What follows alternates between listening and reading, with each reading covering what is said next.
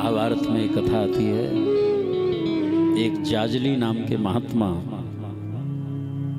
उन्होंने तपस्या की। तपस्या उनकी सिद्ध हो गई। शांत भाव में बैठे हुए थे। आकाश से एक बगुली उड़ती हुई जा रही थी। जैसे ही महात्मा जी की दृष्टि उस बगुली ने बिट की थी, और बिट जो है महात्मा के सिर के ऊपर गिरी। जैसे ही ऊपर को देखा तो बगुली जो है जल करके राख हो गई। तपस्या कैसा तेज! महात्मा ने विचार किया, हमारी दृष्टि का इतना दिव्य तेज जल करके भस्म हो गई। मेरी तपस्या का क्या प्रभाव होगा न जाने। तप का अभिमान हो गया महात्मा को। दौड़े दौड़े गांव में आए। गृहस्थ के दरवाजे पर खड़े होकर के, भिक्षान्न देहि, भिक्षान्न देहि।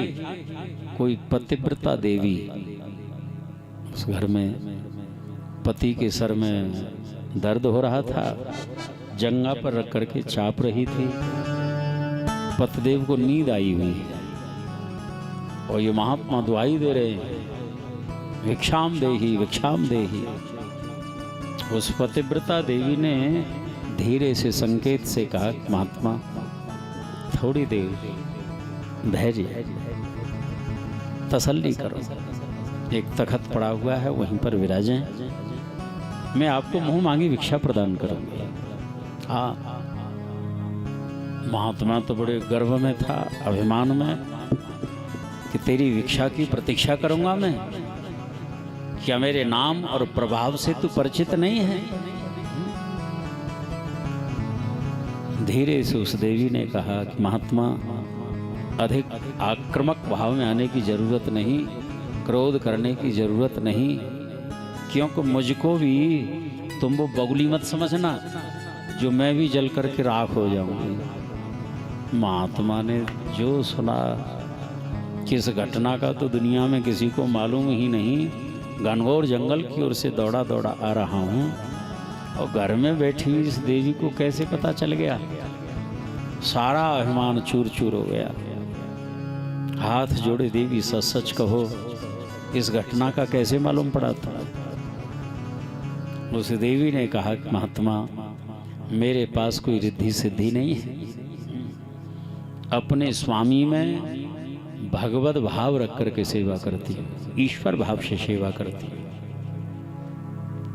इस पतिव्रत धर्म से भगवान इतने प्रसन्न है मेरे ऊपर, मेरे को सब कुछ अवगत हो जाता है, पता लग जाता है। ये पतिव्रत धर्म की महिमा है। इसलिए गोस्वामी तुलसीदास जी, वृद्ध रोग बस जड़ धन हीना, वृद्ध रोग बस जड़ धन हीना, अंध बधिर क्रोधी अति दीना, अंध बधिर क्रोधी अति दीना। ऐसे उपति कर ये अपमाना, ऐसे उपति कर ये अपमाना। नारे पाव जमपुर दुख नाना, नारे पाव जमपुर दुख नाना।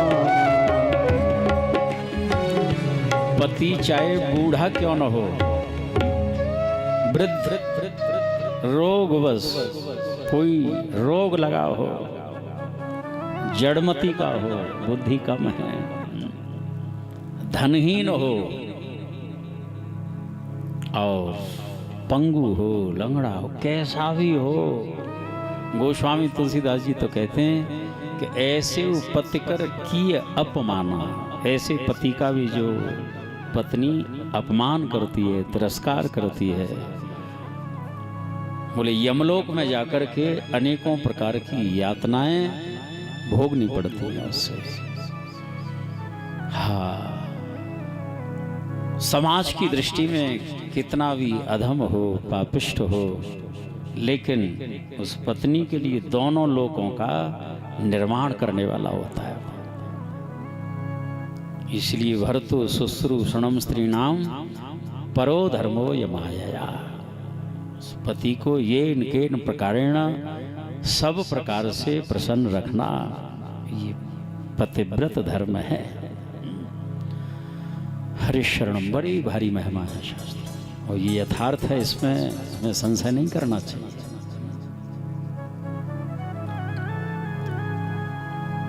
लेकिन प्राय जितने भी श्रीमान जी हैं ना, इस बात को सुनते फूल के लट्टू हो जाते हैं कि देखो हमारी कितनी महिमा लिख रही है शास्त्र में। उस पति के लिए भी पत्नी जो है नारायणी है, भगवती है, देवी का स्वरूप है। दोनों के लिए साम्य धर्म है। हरिशरणम। और वास्तविक पति और पत्नी का जो अर्थ है हम आगे सुनेंगे। ये लोक धर्म है।